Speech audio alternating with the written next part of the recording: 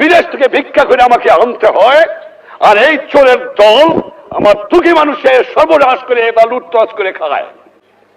এই জন্য জীবনের যৌবন নষ্ট করি নাই, এই জন্য শহীদরা রক্ত দিয়ে যায় নাই যে কয়েকটা চোরাকার বাড়ি মুনাফাখোর ঘুষখোর দেশের সম্পদ বাইরে বাইর করে দিয়ে আসে, জিনিসের দাম গুদাম করে মানুষকে না খাওয়া মারে।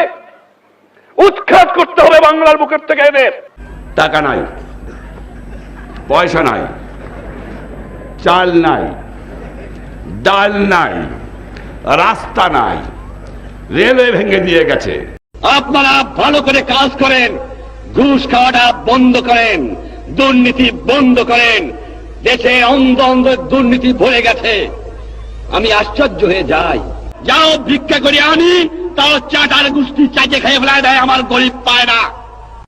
এত চোরের চোর কোথেকে যে পয়দা হয়েছে আমি জানি না। পাকিস্তানের সব নিয়ে গেছে, কিন্তু এই চোরটুক ফিরে গেছে আমার কাছে।